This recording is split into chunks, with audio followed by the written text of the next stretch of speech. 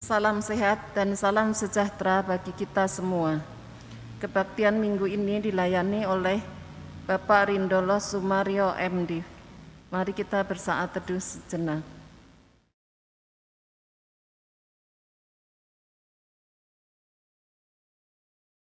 Mari kita bangkit berdiri.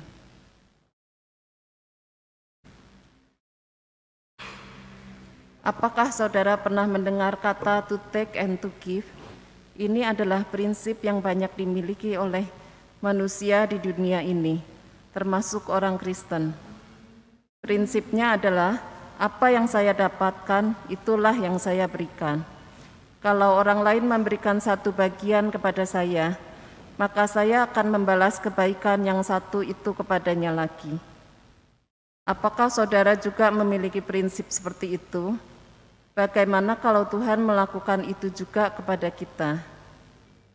Kita memberikan persembahan kepada Dia, dan Dia memberkati kita sesuai dengan apa yang kita persembahkan. Tentu akan sangat matematis relasi kita dengan Tuhan. Puji Tuhan, Tuhan yang mengundang kita tidak memiliki prinsip seperti itu.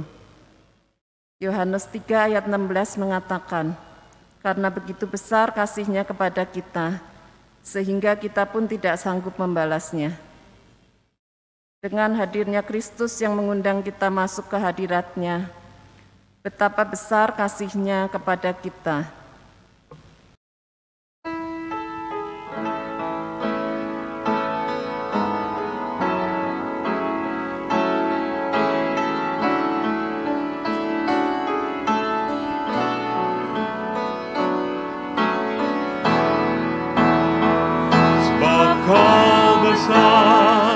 Perbuatanmu ajaib, tiada seperti Engkau, tiada seperti Engkau, sebab Kau besar. Perbuatanmu ajaib, tiada seperti Engkau, tiada seperti Engkau.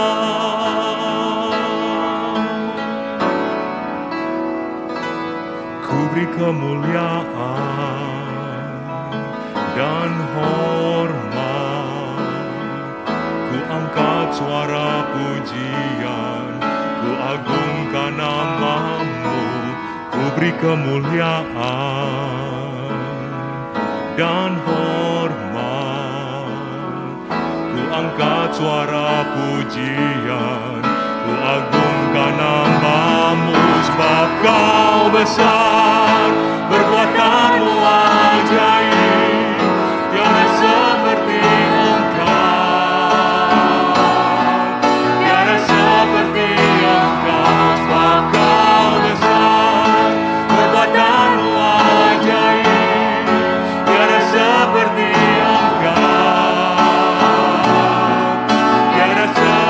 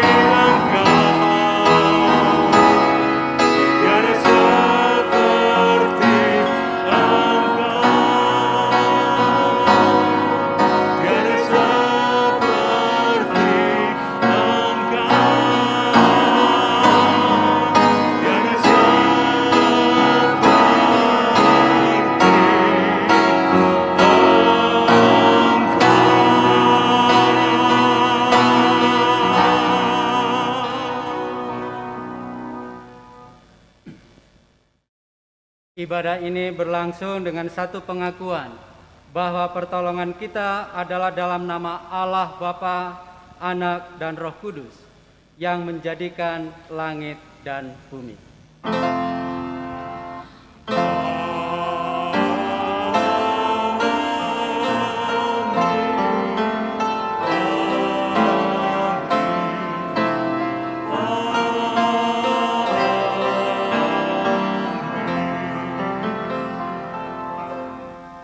Kasih setia Allah besertamu. dan besertamu juga. Jemaat, silakan.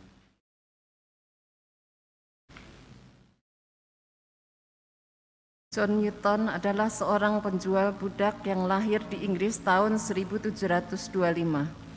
Suatu ketika, terjadi insiden yang menyebabkan John Newton ditangkap di Afrika Barat oleh Amos Clow, yang seorang pedagang budak juga. Dia dipenjara dan dirantai bersama dengan para budak lainnya. Kemudian diperbudak dan dipaksa bekerja di perkebunan di Sierra Leone dekat Sungai Sierbu. Pada tahun 1748, John Newton berhasil kabur dari perbudakan di sana. Dalam perjalanan kembali ke Inggris, kapal yang ditumpangi John Newton mendapat serangan badai yang sangat ganas. Semua awak kapal menjadi ketakutan dan frustasi. Bahkan para awak kapal akhirnya menuduh John sebagai penyebab musibah yang mereka alami.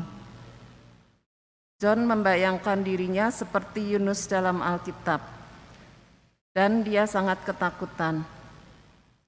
Dalam ketakutan yang teramat sangat, karena badai gelombang menerjang kapal mereka, John refleks berteriak, "Tuhan, kasihanilah kami." Itulah pertama kalinya John memohon belas kasihan Tuhan. Dalam kemurahan Tuhan, Tuhan memberikan John kesempatan untuk bertobat, dan Tuhan meredakan badai.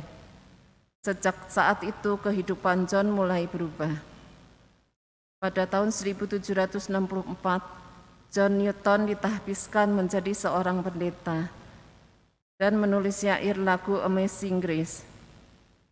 Dari pengalaman dosa yang begitu keji pada sesama manusia, dan seringnya dia menghujat Tuhan, secara ajaib Tuhan memberi anugerah yang besar dan memperbaharui dia. Dulu saya terhilang, sekarang saya ditemukan kembali. Dulu saya buta, sekarang saya melihat. Amazing Grace. Tuhan mengampuni John Newton, Tuhan juga mengampuni saudara dan saya. Mari kita serahkan semua kesalahan kita dan rusaknya relasi kita dengan Tuhan dan sesama kepada Dia yang memberikan anugerah pengampunan dan cinta.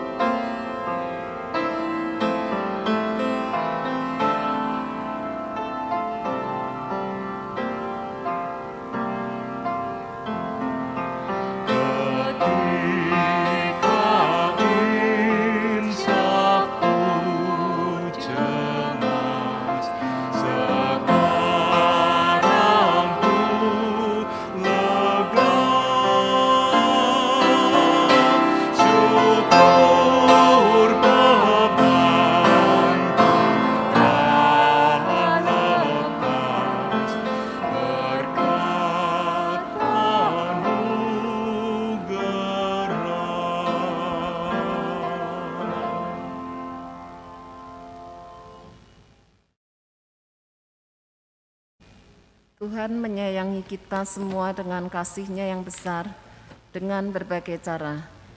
Cara Tuhan mencintai kita berbeda-beda, tak henti-hentinya. Ia mencintai dan mengampuni, tak terhingga karena kasih-Nya kepada kita. Berdasarkan kasih Tuhan itulah, Marilah kita dengan rendah hati mengaku dosa kita. Jemaat dipersilahkan menaikkan doa terlebih dahulu.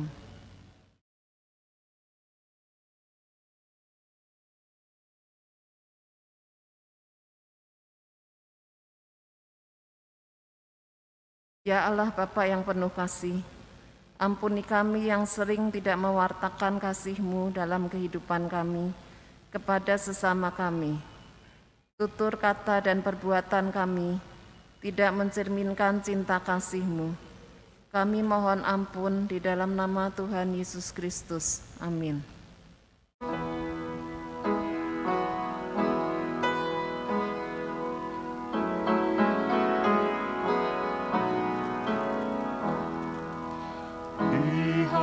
Dihapuskan dosaku hanya oleh darah Yesus. Aku pulih dan sembuh hanya oleh darah Yesus. Oh darah Tuhanku, sumber pemasukku, sucilah hidupku hanya oleh darah Yesus.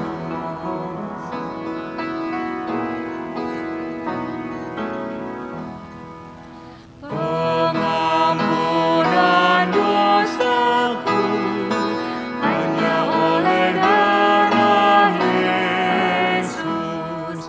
Penyucian hidupku hanya oleh darah Yesus. Oh darah Tuhanku, sumber pemasukku, sucilah hidupku hanya oleh darah Yesus.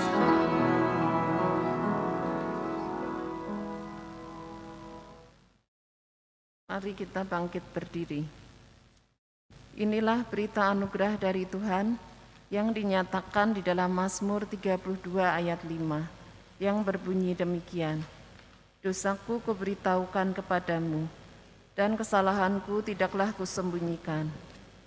Aku berkata, aku akan mengaku kepada Tuhan pelanggaran-pelanggaranku, dan Engkau mengampuni kesalahan karena dosaku. Demikianlah berita anugerah dari Tuhan. Marilah kita menyatakan damai kita dengan saling mengucapkan salam damai.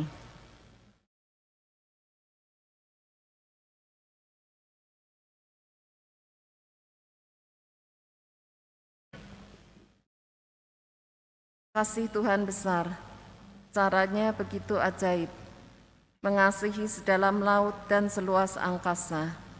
Seindah siang disinari terang, cara Tuhan mengasihiku.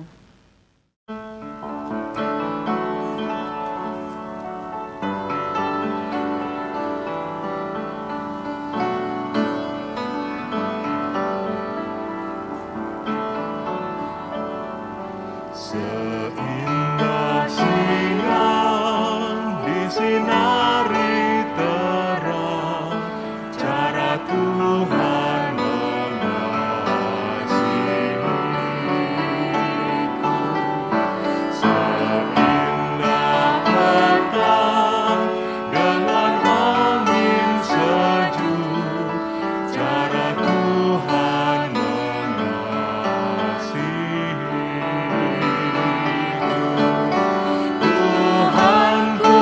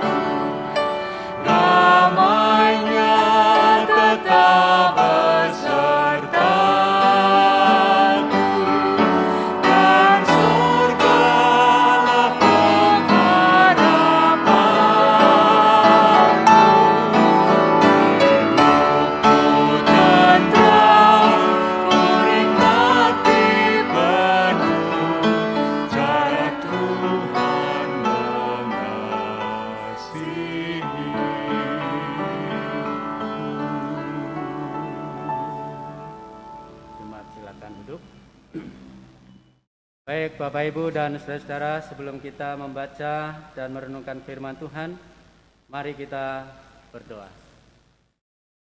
Bapa yang kami muliakan, yang kami agungkan di dalam Yesus Kristus, terima kasih ya Tuhan kalau pada pagi hari ini Tuhan berkenan menyapa kami, memanggil kami untuk kami duduk sejenak, dengarkan apa yang Tuhan mau sampaikan melalui kebenaran firman Tuhan yang akan kami baca, yang akan kami renungkan.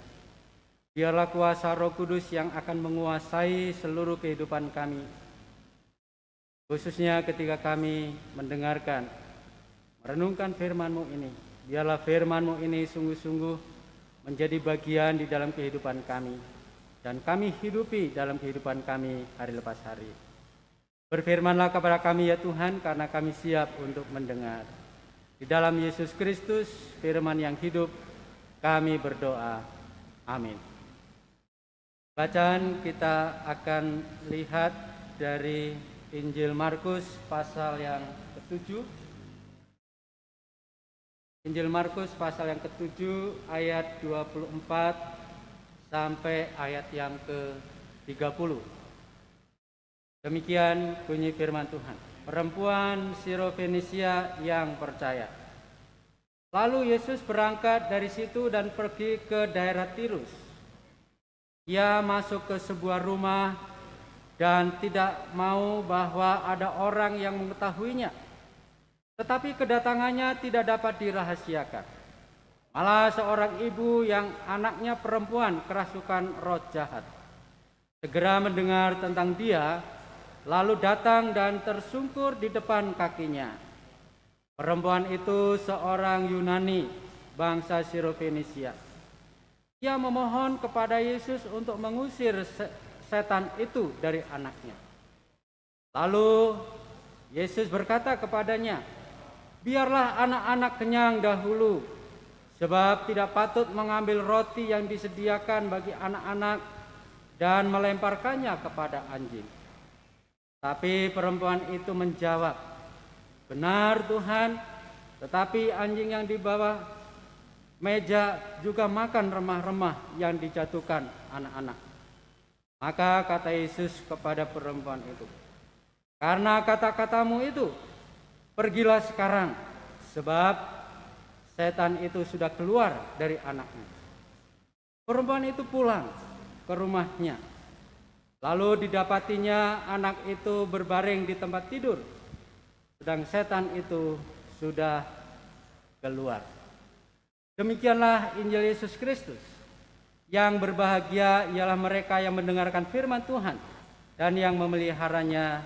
Haleluya. Haleluya, haleluya,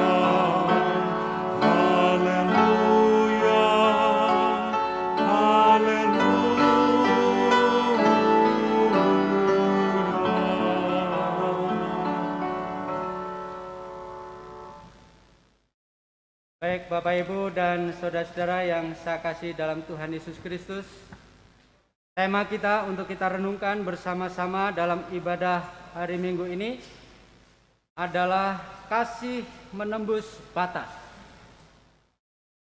Kasih menembus batas. Nah, Bapak Ibu dan saudara, ketika Tuhan Yesus mengasihi kita, ketika Tuhan memanggil kita menjadi anak-anaknya, Tuhan tidak pernah melihat siapa kita.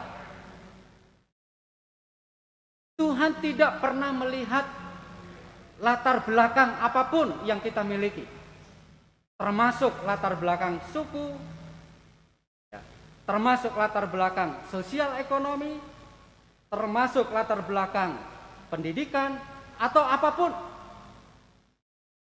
Tuhan mengasihi kita apa adanya, tanpa melihat kelemahan dan kelebihan kita. Tidak. Tuhan mengasihi kita, Tuhan memanggil kita, Tuhan merangkul kita menjadi anak-anaknya dengan latar belakang yang berbeda-beda. Dan Tuhan rangkul itu semuanya untuk menjadi anak-anaknya. Bapak, Ibu, dan Saudara, tetapi berbeda sekali dengan orang Yahudi pada zaman Yesus. Budaya aturan Yahudi terhadap non-Yahudi maupun kepada perempuan itu sangat diskriminatif. Budaya Yahudi, agama Yahudi kebanyakan memandang bahwa orang-orang di luar Yahudi itu adalah orang-orang yang dianggap najis. Atau bisa dikatakan orang kafir, penyembah berhala. Mereka bukan umat Tuhan. Bukan umat Allah seperti orang Israel atau orang Yahudi. Lalu mereka memandang non-Yahudi itu adalah orang kelas 2 atau kelas 3. Bangsa yang bisa dikatakan kelas 2, kelas 3 dan terbuang. Tidak masuk hitungan. Dan yang lebih parah lagi adalah mereka tidak boleh bergaul dengan mereka. Itu untuk orang non-Yahudi. Demikian pula dengan orang yang dianggap beda gender. Khususnya dalam hal ini adalah perempuan. Jangankan seorang perempuan bukan orang Yahudi, seorang perempuan warga negara Yahudi pun tetap dipandang sebagai orang kelas 2. Bapak, Ibu, dan saudara-saudara yang saya kasih dalam Tuhan Yesus Kristus. Itulah kira-kira budaya atau aturan orang Yahudi pada waktu itu. Memandang orang-orang non-Yahudi seperti itu. Memandang seorang perempuan seperti itu. Tetapi dalam teks ini kita melihat apa yang Yesus lakukan. Di dalam ayat yang ke-24 di situ dikatakan lalu Yesus berangkat dari situ pergi ke daerah Tirus. Daerah Tirus ini adalah daerah yang kebanyakan di dalam masyarakatnya itu adalah para penyembah-penyembah berhala. Dan konon di dalam teks ini menceritakan seorang perempuan dari Sirofenisia ini adalah orang Yunani. Yesus masuk ke daerah orang yang bisa dikatakan non-Yahudi. Orang yang dianggap orang kafir. Dan di dalam teks ini diceritakan Yesus bercakap-cakap dengan seorang perempuan. Bercakap-cakap dengan seorang perempuan. Perempuan ini jelas identitasnya dari Sirofenisia, orang Yunani. Apa yang Yesus lakukan? Bukan hanya bercakap-cakap, di dalam teks ini dijelaskan lebih jelas lagi bahwa Yesus melakukan apa yang diminta oleh seorang ibu dari Sirofenisia ini. Dalam percakapan-percakapan yang akhirnya endingnya Yesus katakan, ibu sekarang pulanglah bahwa ke rumahmu, lihatlah bahwa anak itu sudah dibebaskan dari roh jahat. Ini yang Yesus lakukan. Sementara aturan budaya Yahudi tidak boleh sebenarnya. Tetapi justru Yesus lakukan yang bisa dikatakan bertolak belakang dengan aturan budaya Yahudi. Sebenarnya apa yang Yesus mau ajarkan dalam teks ini? Khususnya ketika Yesus lakukan sesuatu kepada seorang perempuan Sirofenisia. Yesus sedang mengoreksi budaya dan hukum Yahudi pada waktu itu. Ini bukan berarti Yesus antipati terhadap budaya atau aturan Yahudi, tidak. Tetapi ada aturan budaya yang memang harus dikoreksi. Yang kecenderungannya adalah diskriminatif. Jadi sebenarnya sadar atau tidak sadar apa yang Yesus lakukan, apa yang Yesus kerjakan terhadap seorang perempuan Sirofenisia ini, itu dalam rangka Yesus sedang mengoreksi budaya dan aturan Yahudi pada waktu itu. Yang kedua, Yesus sedang mengajarkan kepada para murid bahwa bangsa lain pun berhak menerima keselamatan dan kasih dari Allah. Inilah yang disebut dengan kasih melampaui batas apapun. Sementara orang Yahudi memiliki pemahaman bahwa orang-orang non-Yahudi tidak layak menerima kasih karunia Allah. Tetapi apa yang Yesus lakukan, apa yang Yesus kerjakan dalam teks ini, Yesus sedang mengajarkan kepada para murid. Yesus sedang merestorasi pemahaman para murid bahwa orang non-Yahudi pun punya hak yang sama untuk memperoleh kasih karunia Allah, untuk memperoleh keselamatan dari Allah. Yang ketiga, kita bisa belajar dari apa yang Yesus lakukan. Yesus sedang mendemonstrasikan kasih Allah yang melampaui batas suku bangsa apapun. Ya. Jadi apa yang Yesus lakukan, apa yang Yesus kerjakan dalam teks ini, itu dalam rangka Yesus sedang mendemonstrasikan kasih Allah yang melampaui batas apapun. Kasih Allah melampaui batas gender apapun. Jadi kasih Allah inilah yang didemonstrasikan oleh Yesus Kristus.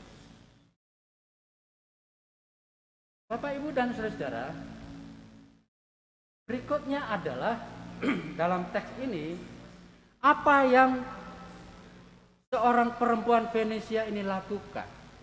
Di dalam teks ini dia datang ketika mendengar bahwa Yesus itu sedang masuk ke daerah Tirus. Lalu dia mendengar, lalu dia sambut, dia datang. Dan di dalam teks itu diceritakan dia tersungkur di depan kaki Yesus. Lalu memohon kepada Yesus.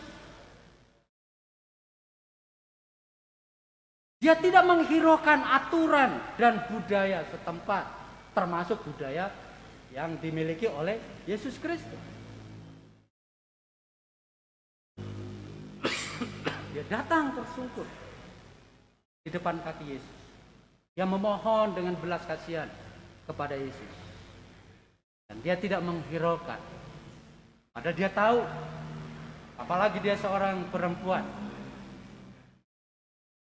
yang dia mau datangi adalah seorang Yahudi. Yesus itu orang Yahudi. Itu jelas tidak boleh. Tapi dia lakukan itu. Artinya, dia tidak menghiraukan budaya atau aturan pada waktu itu.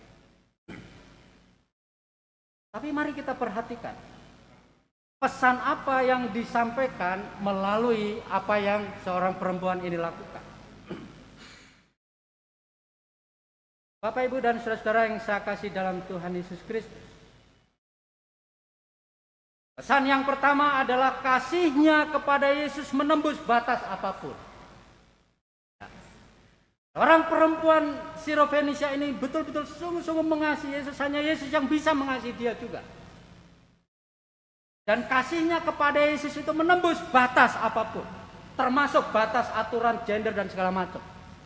Gak peduli. Yang penting dia datang kepada Yesus. Dia tersungkur di depan kaki Yesus. Dia mohon supaya Yesus lakukan sesuatu. Kasihnya kepada Yesus siap menanggung resiko.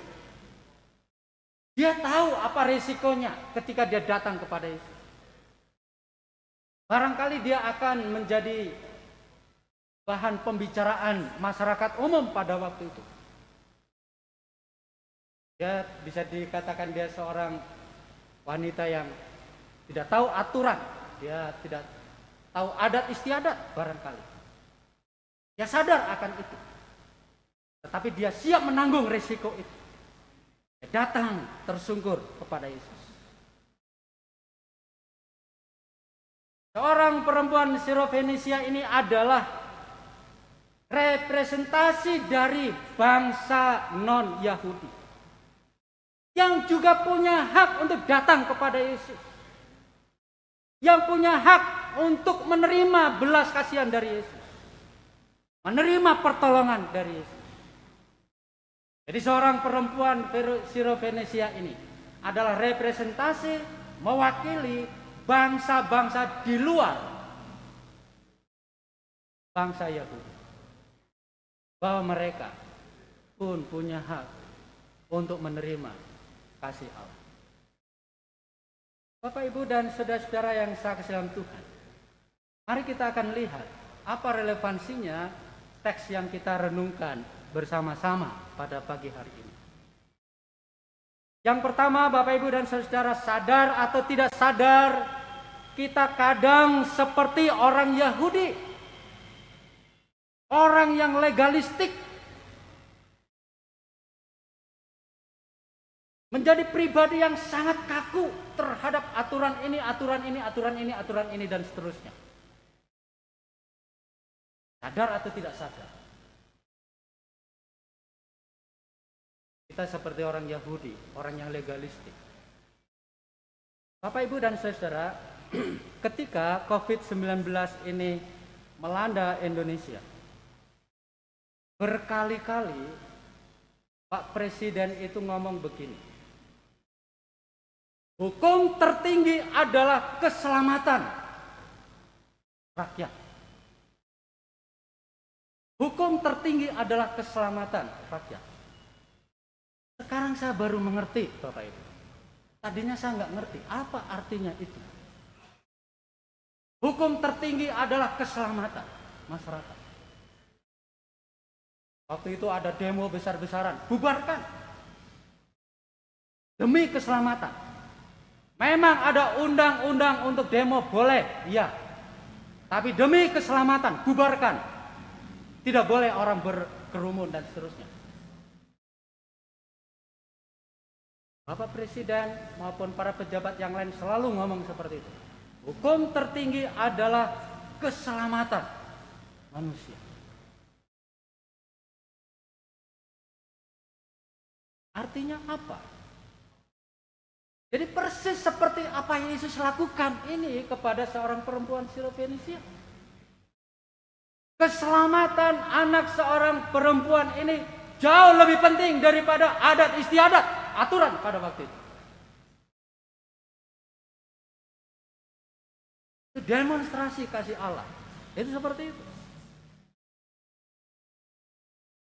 Nah, kadang-kadang kan kita terbalik-balik.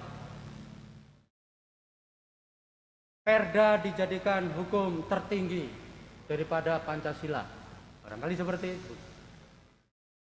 Mungkin kalau dalam konteks GKI, tager talak dan juga aturan-aturan yang lain lebih tinggi barangkali daripada Alkitab. Bisa saja seperti itu, legalistik. Bapak, Ibu, dan saudara, yang kedua, apa relevansinya? Jika kasih kita dibatasi oleh hukum, budaya, aturan, status sosial, latar belakang tertentu, maka atau akibatnya adalah perilaku pelayanan kita akan diskriminatif. Pilih kasih. Ini yang bahaya. Ya. Jika kasih kita dibatasi oleh hukum tertentu, budaya tertentu, status sosial, latar belakang tertentu, dan seterusnya, maka akibatnya adalah perilaku pelayanan kita akan diskriminatif, akan pilih kasih, menciptakan kelompok, dan ini bahaya dalam konteks gereja. Karena gereja dipanggil oleh Allah untuk mendemonstrasikan kasih Allah yang melampaui batas. Bukan mendemonstrasikan kasih Allah yang dibatasi oleh latar belakang apapun. Bukan.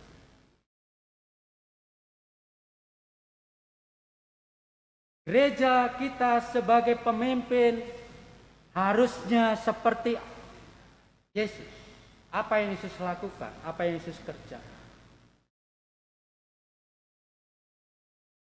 Tadi saya sudah mengatakan bahwa Yesus sedang mendemonstrasikan kasih Allah yang melampaui batas apapun, termasuk batas gender.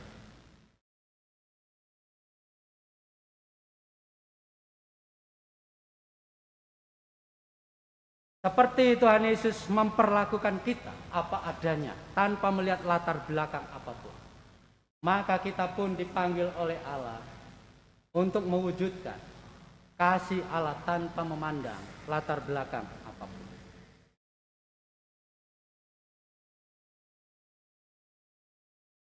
Semua orang berhak untuk menerima cinta kasih Allah. Dan kita dipanggil oleh Allah untuk mendemonstrasikan kasih Allah yang melampaui batas itu. Biarlah kita diingatkan dan disadarkan kembali dalam konteks sebagai pemimpin. Mari kita mendemonstrasikan kasih Allah yang melampaui batas apapun. Kiranya Tuhan memberkati kita semua dan menolong kita semua untuk mewujudkan kasih Allah tanpa memandang latar belakang. Tuhan memberkati kita. Amin. Mari kita saat teduh.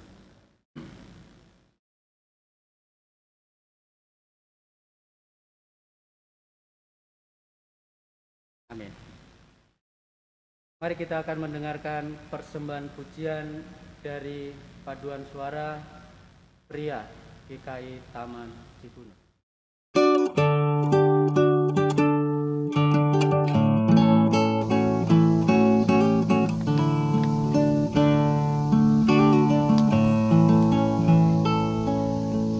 Indahnya kasih-Nya yang diberikannya kepadaku. Eloknya rahmat-Nya yang selalu menaungiku.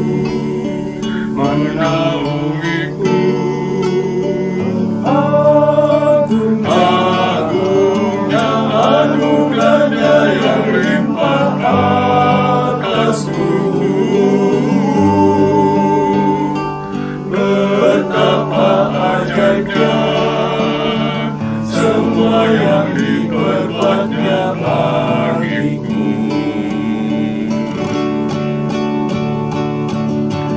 Hikmat firman-Nya terus menerangiku. Di tengah badai pun di tempat teduh, ku tahu tangan-Nya setia besertaku. Bersama Yesus ku tetap berjalan.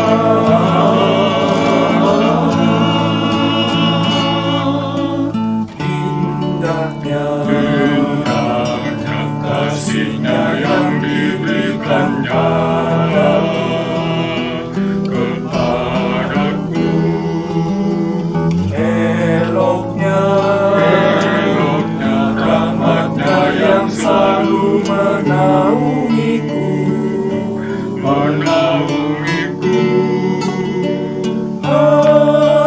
Agungnya anugerah-Nya yang limpah atasku.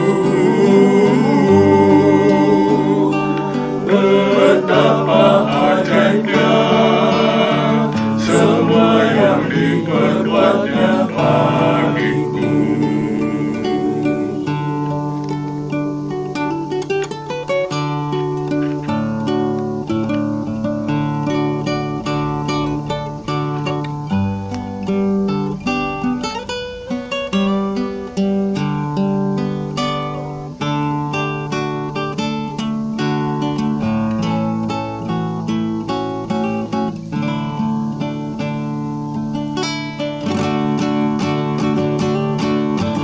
Hikmat firman-Nya terus menerangiku. Di tengah badai pun di tempat teduh, ku tahu tangan-Nya setia besertaku. Bersama Yesus ku tetap berjalan.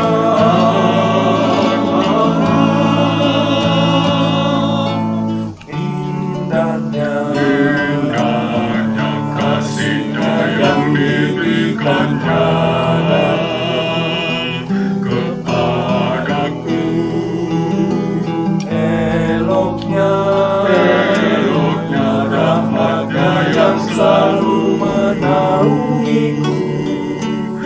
menaungiku. Agungnya anugerahnya yang limpah atasku. Betapa ajaibnya semua yang diperbuatnya bagiku. Betapa ajaibnya semua yang diperbuatnya bagiku.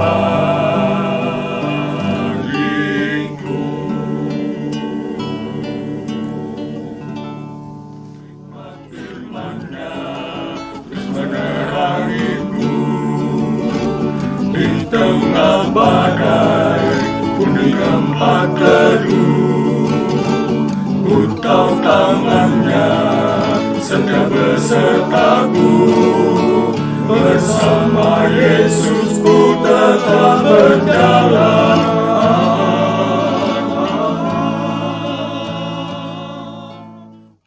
Mari kita bangkit berdiri.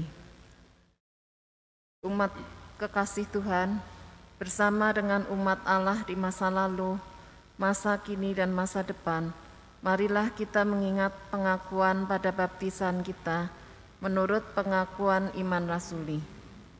Aku percaya kepada Allah, Bapa yang Maha Kuasa, Khalik langit dan bumi, dan kepada Yesus Kristus, Anaknya yang tunggal Tuhan kita, yang dikandung daripada Roh Kudus, lahir dari anak darah Maria, yang menderita sengsara di bawah pemerintahan Pontius Pilatus, disalibkan, mati dan dikuburkan, turun ke dalam kerajaan maut. Pada hari yang ketiga bangkit pula dari antara orang mati, naik ke sorga, duduk di sebelah kanan Allah, Bapa yang Maha Kuasa, dan dari sana Ia akan datang untuk menghakimi orang yang hidup dan yang mati. Aku percaya kepada Roh Kudus, gereja yang kudus dan am, persekutuan orang kudus, pengampunan dosa, kebangkitan orang mati, dan hidup yang kekal. Amin. Silakan duduk. Majelis Jemaat mengucapkan selamat ulang tahun bagi anggota jemaat dan simpatisan yang berulang tahun pada 30 Agustus sampai 5 September. Tuhan Yesus memberkati. Baik Bapak Ibu dan saudara, mari kita masuk di dalam doa syafaat kita berdoa. Bapa dalam surga, kami bersyukur untuk firman Tuhan yang boleh kami dengar, yang boleh kami renungkan bersama-sama. Biarlah firman ini sungguh-sungguh mewarnai perjalanan kehidupan kami hari lepas hari. Dan Roh Kudus yang akan menolong kami, memampukan kami, untuk kami dapat mendemonstrasikan, mewujud nyatakan kasih Allah yang melampaui batas apapun. Tolonglah kami ya Tuhan, oleh hikmat dan pimpinan Roh Kudus, kami dimampukan untuk mengasihi semua orang tanpa melihat latar belakang apapun. Bapa, pada saat ini kami mau bersyukur bersama-sama dengan saudara-saudara kami yang berulang tahun dari tanggal 30 Agustus sampai tanggal 5 September yang akan datang. Kami berdoa kiranya Tuhan yang akan menolong perjalanan kehidupan mereka. Karena kami boleh melihat selama 1 tahun di dalam perjalanan hidup mereka, Tuhan menyertai dan menolong mereka. Mampukan mereka untuk dapat melewati perjalanan hidup selama 1 tahun ini dengan baik. Kami percaya bahwa semuanya itu oleh karena kemurahan Tuhan. Oleh karena itu Tuhan, kami percaya bahwa hari-hari mendatang pun Tuhan akan menolong, melindungi, menjagai, dan memberkati mereka semua. Supaya perjalanan hidup yang mereka jalani adalah perjalanan hidup bersama dengan Tuhan. Tuhan, pada saat ini kami mau berdoa untuk jemaat Tuhan yang sudah lanjut usia, yang seringkali juga terganggu dengan kesehatan fisik mereka. Kami berdoa ya Tuhan untuk Ibu Enrika Solihin yang ada di Tasikmalaya, Bapak Beta Syarif, dan juga jemaat Tuhan yang lainnya. Kiranya Tuhan yang akan menolong, menguatkan, memulihkan, dan menghibur ketika mereka dalam keadaan lemah. Mari ya Tuhan, Kau dampingi mereka, dan Engkau juga yang akan lakukan sesuatu untuk mereka, sehingga mereka boleh mengalami kekuatan dan pemulihan Tuhan secara sempurna. Kami berdoa ya Tuhan untuk pergumulan jemaat Tuhan, pribadi lepas pribadi, keluarga lepas keluarga. Engkau yang mengerti, memahami mereka masing-masing ya Tuhan, dalam situasi kondisi yang sulit saat ini. Kiranya Roh Kudus yang akan menolong, mendampingi mereka semua, dan menuntun mereka, untuk mereka juga boleh menemukan jalan keluar yang Tuhan sudah siapkan bagi mereka. Berkati usaha pekerjaan yang mereka lakukan, bisnis yang mereka lakukan, Tuhan berkati. Biarlah Tuhan dimuliakan di dalam semua pekerjaan kegiatan yang mereka lakukan. Kami menyerahkan untuk anak-anak di dalam pendidikan mereka, supaya Tuhan juga berkati. Tuhan yang akan terus menolong supaya anak-anak tetap diberikan semangat, sehingga mereka tetap memiliki pendidikan yang berkualitas. Kami berdoa ya Tuhan untuk usaha pemerintah untuk melakukan vaksinasi kepada masyarakat, supaya tahapan demi tahapan dan usaha ini diberkati oleh Tuhan, supaya akhir tahun ini paling tidak bisa mencapai 70% masyarakat Indonesia sudah mengalami vaksinasi. Kami berdoa supaya usaha ini diberkati oleh Tuhan, dan Tuhan turut campur tangan di dalam semua proses itu, sehingga proses itu berjalan dengan baik. Kami menyerahkan untuk pemulihan ekonomi. Tuhan tolonglah banyak orang yang kehilangan pekerjaan, banyak orang yang kehilangan usaha. Kami mohon berkat Tuhan, dan kiranya Tuhan yang akan menuntun, memimpin, berikan hikmat, khususnya bagi anak-anak-Mu, untuk dapat melakukan semuanya itu dengan pimpinan Tuhan. Usaha pemerintah yang sedang terus dikejar, sedang diusahakan, supaya Tuhan pun turut campur tangan di dalam semuanya itu. Terima kasih ya Tuhan, terima kasih. Inilah doa dan permohonan kami ya Tuhan. Kami serahkan semuanya pada Tuhan Yesus Kristus, Sang Pemilik kehidupan ini. Amin. Marilah kita mengucap syukur pada Allah dengan memberikan persembahan kita. Firman Tuhan yang mendasari persembahan kita dari 2 Korintus 9 ayat 7 yang berbunyi demikian. Hendaklah masing-masing memberikan menurut kerelaan hatinya, jangan dengan sedih hati atau karena paksaan. Sebab Allah mengasihi orang yang memberi dengan sukacita, dan Allah sanggup melimpahkan segala kasih karunia kepada kamu, supaya kamu senantiasa berkecukupan di dalam segala sesuatu, dan malah berkelebihan di dalam berbagai kebajikan. Seraya mempersembahkan persembahan kita melalui online, kita menyanyikan PKJ 145 ayat 1-2.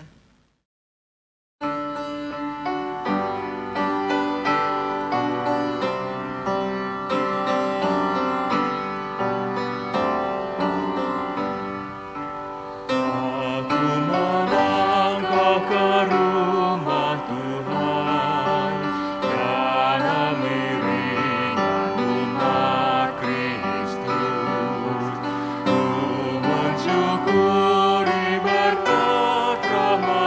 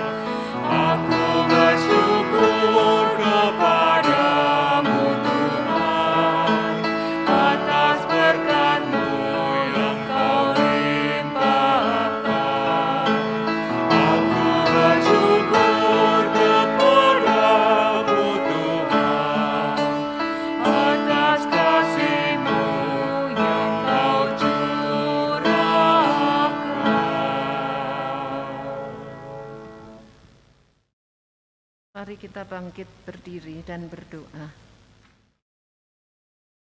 Tuhan Allah Bapa kami yang Maha Kasih, terima kasih Tuhan untuk segala berkat yang telah Tuhan berikan pada kami sepanjang hidup kami. Hari ini Tuhan kami ingin memberikan persembahan kami. Kiranya Tuhan yang memberkati persembahan ini, Tuhan yang sucikan dan kuduskan, agar boleh berkenan kepadamu saja Tuhan, dan persembahan ini boleh dipakai untuk pekerjaan-Mu.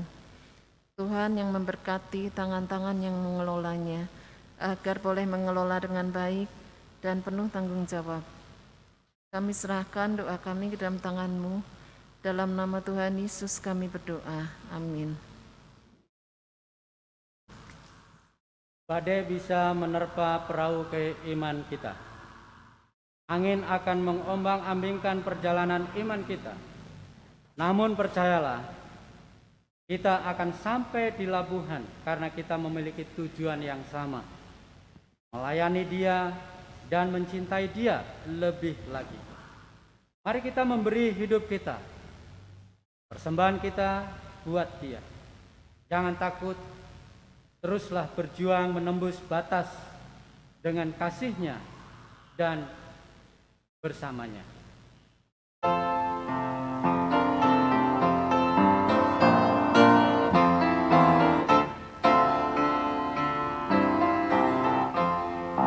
Janji yang manis kau tak kulupakan, tak terombang-ambing bagi jiwaku. Walau lembah hidupku penuh awan, nantikan cerahlah langit di atasku. Kau tidak akan aku lupakan, aku memimpimu, aku membimbingmu. Kau tidak akan aku lupakan, aku penolongmu. Yakinlah teguh.